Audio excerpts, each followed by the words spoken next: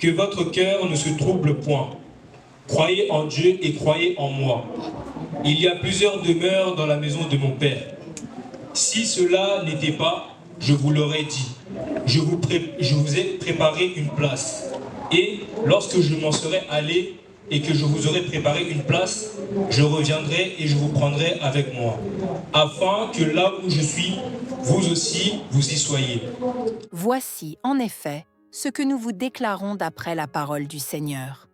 Nous, les vivants, restés pour l'avènement du Seigneur, nous ne devancerons pas ceux qui sont morts. Car le Seigneur lui-même a un signal donné, à la voix d'un archange, et au son de la trompette de Dieu, descendra du ciel, et les morts en Christ ressusciteront premièrement. Ensuite, nous les vivants, qui serons restés, nous serons tous ensemble enlevés avec eux sur des nuées, à la rencontre du Seigneur dans les airs. Et ainsi nous serons toujours avec le Seigneur. Consolez-vous donc les uns les autres par ces paroles. Jean, là où nous avons lu, dans le livre de Jean, on nous parle de Jésus avec ses disciples. Jésus arrivait vers la fin de sa mission. Il a commencé à se révéler à ses disciples. Pour leur dire que non, bientôt quelqu'un va me trahir. Je vais mourir. Je vais aller. Mais là où je vais aller, vous ne pouvez pas me suivre pour le moment. Pierre a refusé cela. Il a dit non Seigneur, moi je vais te suivre. Jésus lui a répondu, oui c'est vrai que tu vas me suivre, mais pas pour le moment. À partir de ces paroles, la tristesse a envahi le cœur des apôtres. Parce qu'ils ne pouvaient pas imaginer d'être séparés avec Christ. Ils voulaient rester éternellement avec lui. Et la tristesse a envahi leur cœur. Alors pour Jésus, pour consoler les apôtres, c'est un homme qui parle au chapitre 14. Que votre cœur ne se double point. Croyez en Dieu et croyez en moi. Il y a plusieurs demeures dans la maison de mon Père. Je vais aller vous préparer une place. Et je viendrai pour vous chercher. Là où je serai, vous aussi vous soyez là. C'était un message de consolation. C'était un message d'encouragement. Pour leur dire, persévérer. Tenez-vous bon. Je reviendrai vous chercher. Jésus n'a pas prêché le message de la bénédiction. Il a pas dit aux disciples, ne vous inquiétez pas. Lorsque je vais partir, vous serez des grands hommes. Je vais vous élever. Vous allez construire des grandes églises. Vous aurez des richesses. Jésus n'a pas consolé par ses paroles. Non, mais il a consolé sur son retour. Tenez-vous bon. Je viendrai moi-même vous chercher. Alors le message de retour de Jésus, c'est un message de consolation et d'encouragement qui nous donne la force de persévérer. Dans 1 Thessaloniciens, là où nous avons lu, l'apôtre Paul est venu encore. Il a prêché aux Thessaloniciens sur le retour de Jésus-Christ. Il a dit, nous les vivants, nous n'allons pas dévoiser ceux qui sont morts. Les morts seront d'abord ressuscités. Et ensuite, nous serons transformés. Au verset 18, il a dit, consolez-vous les uns et les autres. Par ces paroles. Par ces paroles. C'est la parole de retour de Jésus qui nous console et qui nous donne la force de tenir bon malgré les souffrances, malgré les persécutions, malgré les faim.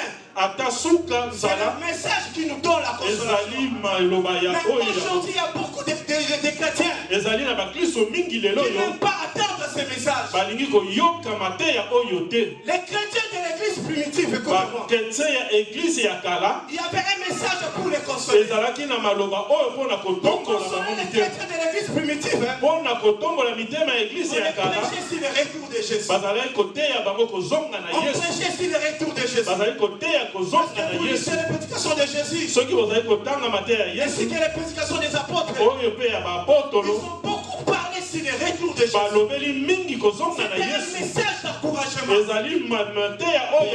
Tenez-vous bon.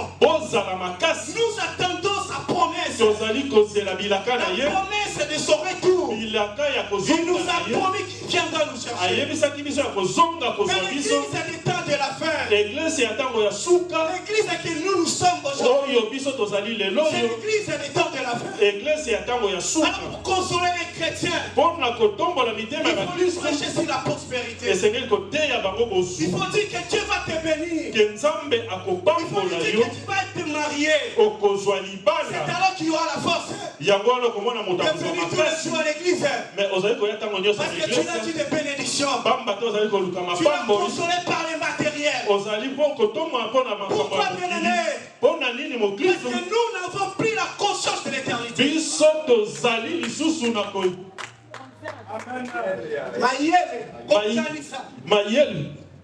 Nous avons pris la conscience de l'éternité. Donc les chrétiens de l'église primitive avaient cette conscience de l'éternité.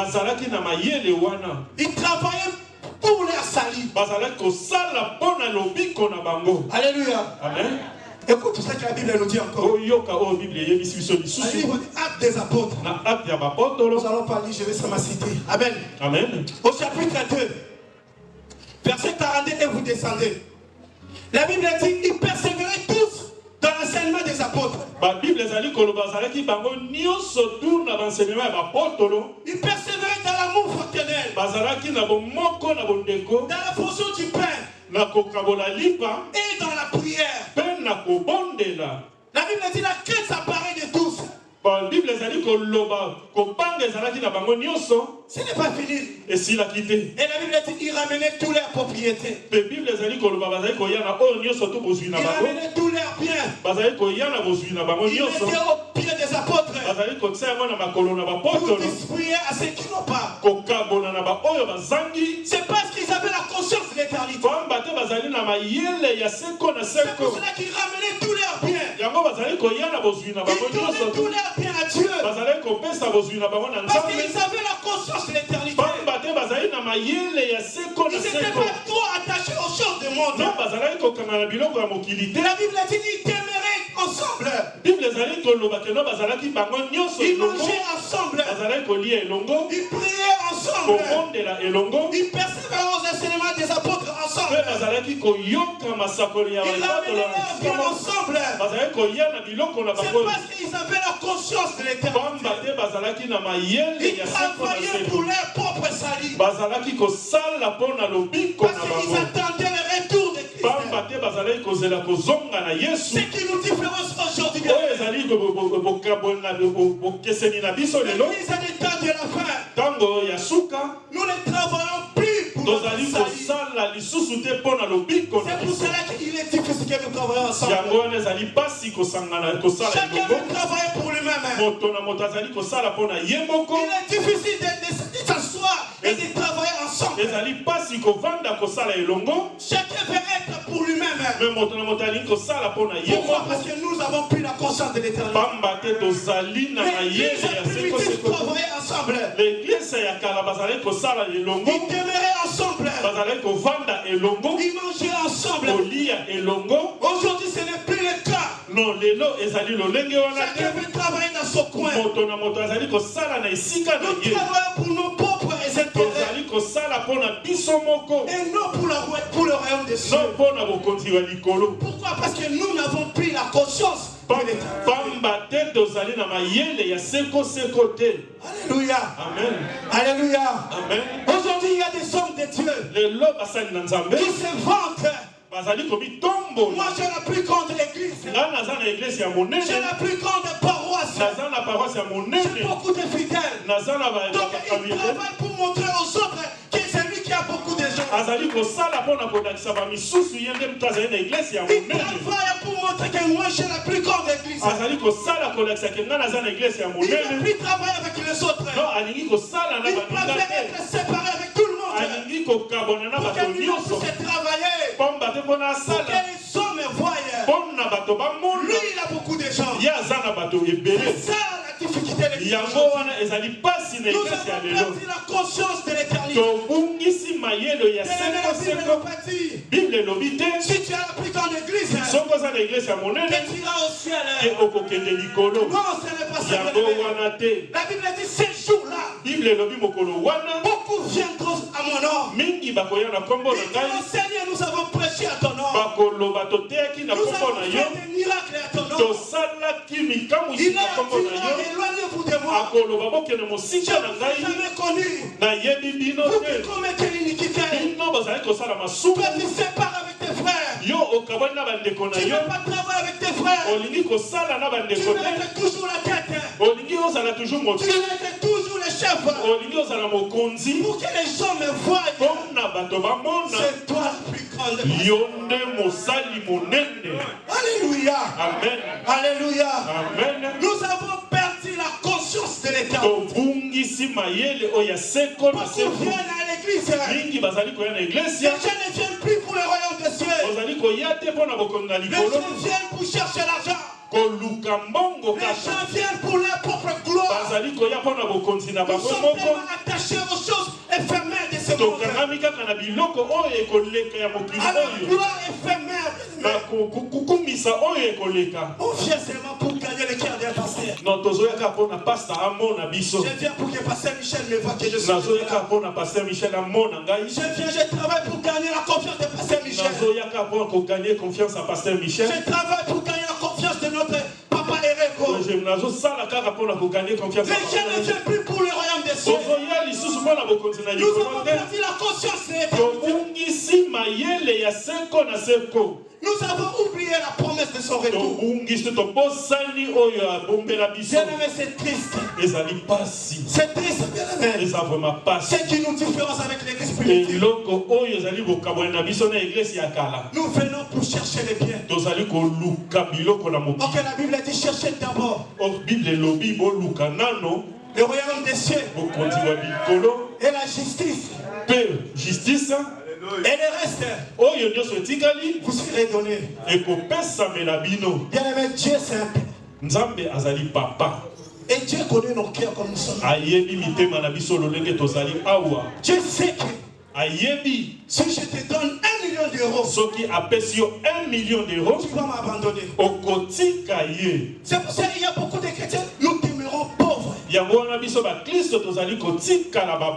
que notre cœur est d'abord attaché aux choses de ce monde. Ok, Dieu regarde d'abord son intérêt. Cette bonne nouvelle du royaume sera proclamée dans tout le monde entier pour servir les témoignages à toutes les nations. C'est là viendra la fin.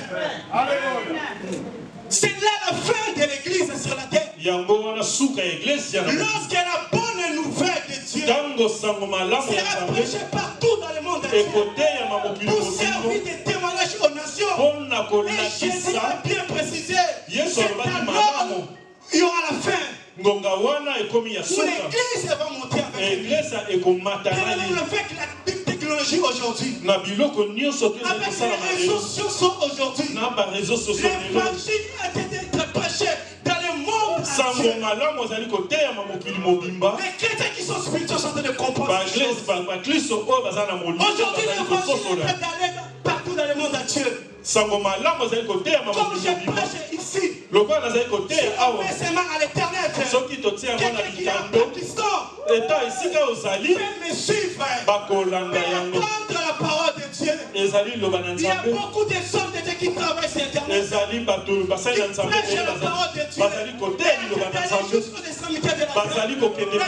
Lorsque tu seras prêché dans le monde entier, c'est alors viendra la fin. C'est-à-dire que nous savons, nous avons plus le temps. Et le danger, c'est quoi? La Bible dit personne ne connaît les jours. Personne ne connaît l'heure. Nous sommes toujours à l'imminence de son retour.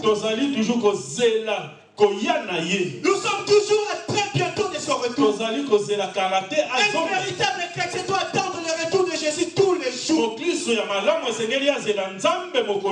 dis seulement que non, j'ai le temps, il viendra dans 10 ans. C'est alors qu'il viendra pour que toi tu rates. Un chrétien doit attendre le retour de Jésus tous les jours. Tous les jours, lorsque tu te réveilles, pense à son retour. Et lorsque tu penses à son retour, cela t'aide à marcher selon sa parole. Cela t'aide à se préparer. Il viendra pas chercher tout le monde. Il viendra chercher son épouse. Qui s'est préparé. Qui s'est préparé. Jésus ne viendra pas enlever tout le monde. Il ne viendra pas enlever tout le monde. C'est Messie qui se prépare tous les jours. Les chrétiens qui sont bien préparés. Nous devons attendre son retour tous les jours.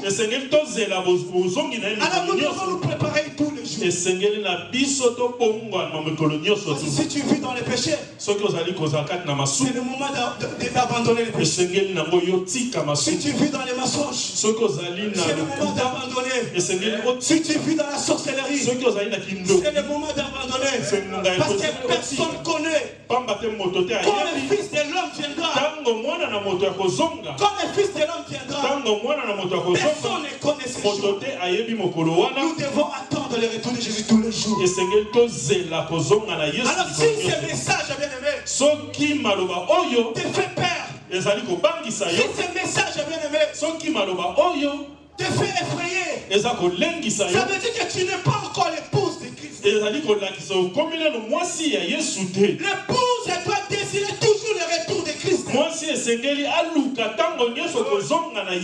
message te dérange, si tu manques de paix, qu'est-ce que toi tu écoutes, ça veut dire que tu n'es pas encore épouse. Tu n'es pas encore préparé. Parce que le message du retour de Jésus, c'est une source de consolation et de paix. Et si cela te dérange, bien aimé, tu n'es pas encore prêt. C'est très dangereux pour toi, bien aimé. Voici le moment que je te donne. Arrange bien ta vie. Un véritable chrétien aime ces messages. C'est parmi les messages que j'aime écouter. C'est le message que j'ai bien maîtrisé. Parce que j'ai la conscience de l'éternité. Il ne viendra pas chercher tout le monde. Ceux qui sont bien préparés. Et la Bible nous dit ça clairement. Dans le livre de Apocalypse 19:7. La Bible dit réjouissez-nous. Soyons dans la joie. Rendons-lui gloire. Car voici venu le moment des noces de l'agneau. Et son épouse s'est préparée. Son épouse s'est préparée. Verset 9, la Bible dit et ceux qui sont invités au festin de la noce de l'agneau. Et ceux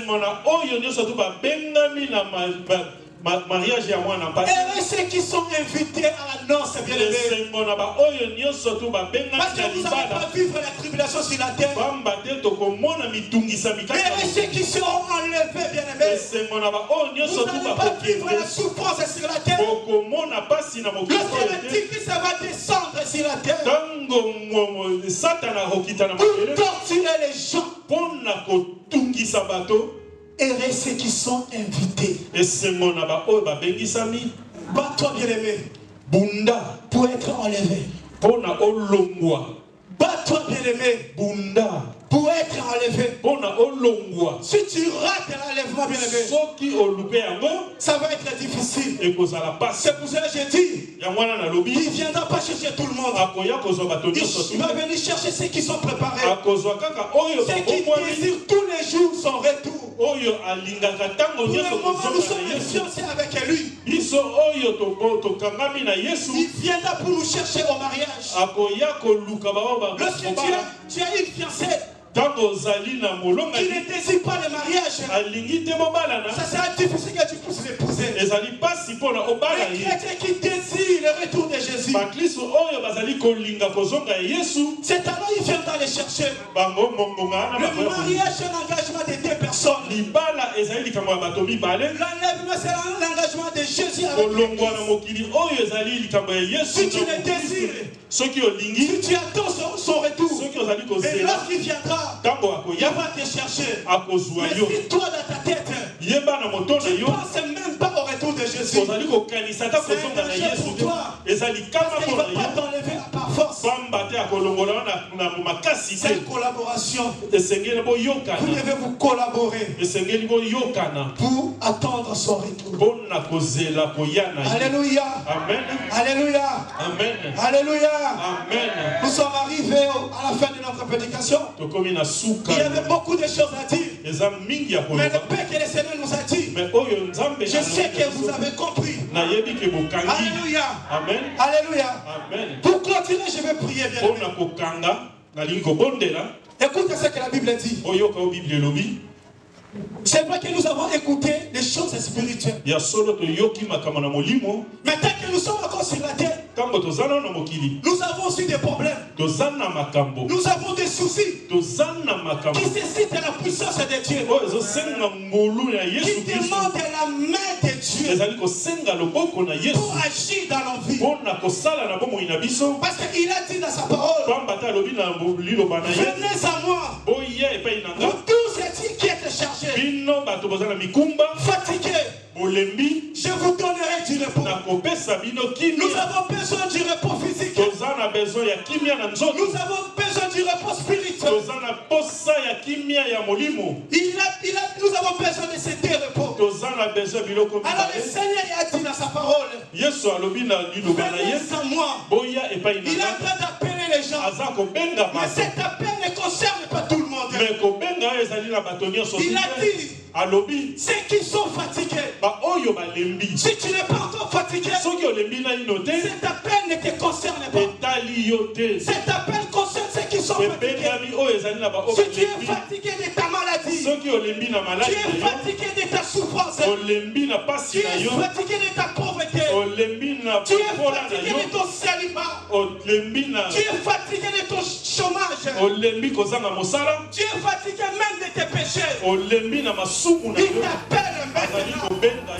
Il dit, venez à moi. Pour tous ceux qui sont fatigués, je vous donnerai du repos. À ce moment, Jésus est en train de t'appeler. Toi qui es fatigué, il t'appelle à cet appel.